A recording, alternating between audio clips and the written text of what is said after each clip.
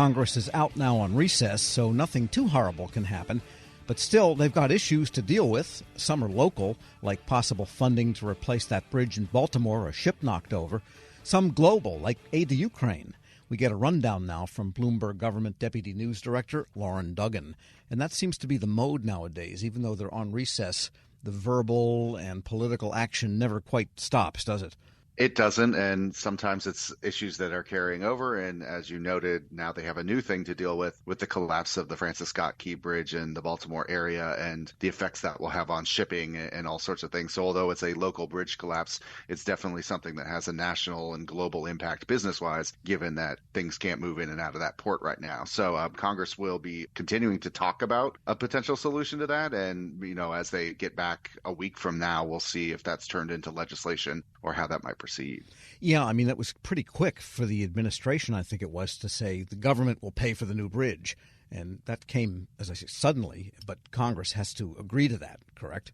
There's some money that the department can send over. I think they sent $60 million over last week that Secretary Pete Buttigieg announced. There are some emergency programs and pools of money they can tap into, but the amount of money that it's going to take for a project like that will most likely require some legislation, as we saw many years ago with the I-35W bridge when that collapsed in Minnesota. There was a supplemental appropriation for that. So we might be looking at a similar approach to the bridge in the Baltimore area. And there will probably be hearings. It keeps saying it collapsed. I keep saying it was knocked over.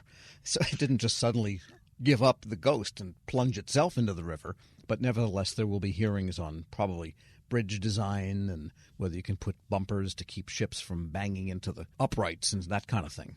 Right. I mean, there's a lot of civil engineering groups that talk all the time about the challenges facing U.S. infrastructure. And then you have an incident like this and everybody focuses on it again. So I think we're probably heading to one of those moments where there will be a lot of attention on bridges all across the U.S. I mean, this is one of thousands of bridges in the country. This one had a unique incident happen to it, obviously, but I wouldn't be shocked if we have a series of hearings both about bridges in general and this one in specific. Yeah, it's been more than 40 years since a ship knocked down a bridge in the United States. That was on the West Coast. And there was, of course, aid also Ukraine. This just does not stop buzzing, does it? It doesn't. And, some of what we were looking for is to wrap up the fiscal 2024 regular bills. And we had that right before the recess down to the wire and maybe even technically over it with the Senate acting on that Saturday morning to clear the bills. But this will be the top spending question as well on people's mind when they come back, what to do. The Senate has passed its package, sent it over. There's been some reluctance to take that up. There is a bipartisan proposal from Brian Fitzpatrick with a mix of Ukraine and Israel money and border provisions. So we'll see if either of those has traction. There will be growing pressure to do something, but also pressure from within the conference not to do something, as we saw with Marjorie Taylor Greene filing her motion to vacate the speakership after the passage of the spending package there. So there's a lot of dynamics that will be buffeting Speaker Johnson as he plots a course here, but there will be calls certainly to do something about this in the coming weeks. Right. He may personally be inclined to want to give aid to Ukraine, but as you say, members of that caucus, including the ones that quick to vacate button, are not. So he's still got this political weirdness that he's in. He does have political weirdness and kind of a procedural thicket to work through, because getting a bill to the floor, we talk about discharge petitions, which is rarely used and rarely successful. He might be looking at other ways to do this. So we'll be watching this very closely, because as they get closer to coming back, there will be talk about, so what are we doing when we get here? So we'll be monitoring that over the recess. Yeah, and this as Vlad the Impaler over there in Russia keeps trying to knock down apartment buildings in Ukraine. We're speaking with Loren Duggan, Deputy News Director at Bloomberg Government.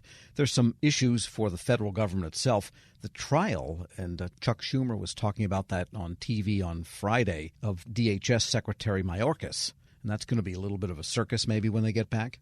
Yeah, the pause button was hit on that after the House adopted their articles of impeachment. There are two of them to get that trial started. What Speaker Johnson said last week was that he's looking to send those over when they come back around April 10th or 11th and get that going. So what we'll see is the House will at least formally bring those over and announce the charges, and the senators will likely be sworn in as jurors. But we'll see what happens there. If it's an actual trial, they could maybe even vote on dismissing it. Some Republicans want to go forward with the trial and try to weigh the evidence that's going to be laid out by the House. So we'll see something on that in that first comeback week.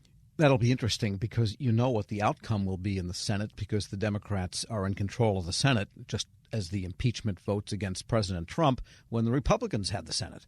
Right. And, I don't know if we'll see any Democratic defections on any of those votes. Obviously, we saw one on one of the Trump trials and more than that on the second Trump trial. But this is going to be a largely party line decision anyhow, and it takes 2/3 to remove somebody in this process, and it seems extremely unlikely that would be happening. And a couple of issues just in general government that were left out when they did finally get those appropriations bill for fiscal 2024. There's a FISA court deadline.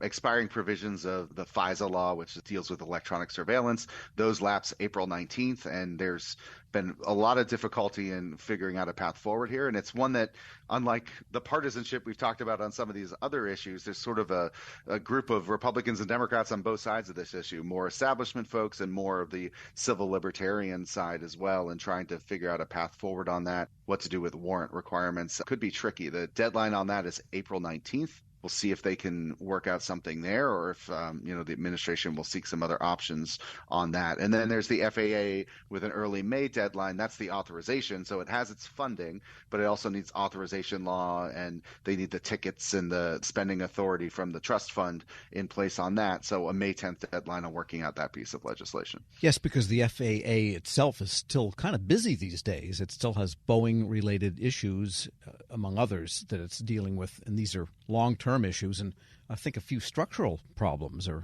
possible issues within the FAA itself. Yes, definitely. And those matters could be dealt with here. Pilot training has been one of the discussion points here. There are grant programs in that legislation, the Airport Improvement Program and other things like that. And then this could be a place to deal with some Boeing-related matters if they wanted to. They made some progress, but need to get that bill over the finish line. We'll see if they can do it. And then there is the White House 2025 appropriation request, which landed with its usual thud before the break, and then they'll maybe take that up in some manner. Well, they'll start the process or continue it. Some of the committees started holding hearings right after that landed on their desk. And we'll probably see more of the agency and department heads go up and defend what they've asked for. The process, of course, September 30th isn't that far away. That's when they need to do something.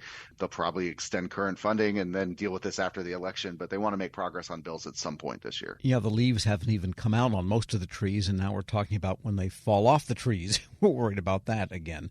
Well, let's try to enjoy summer. Loren Duggan is Deputy News Director at Bloomberg Government. As always, thanks so much. Thank you. And we'll post this interview at federalnewsnetwork.com/Federal Drive. Subscribe to the Federal Drive wherever you get your podcasts.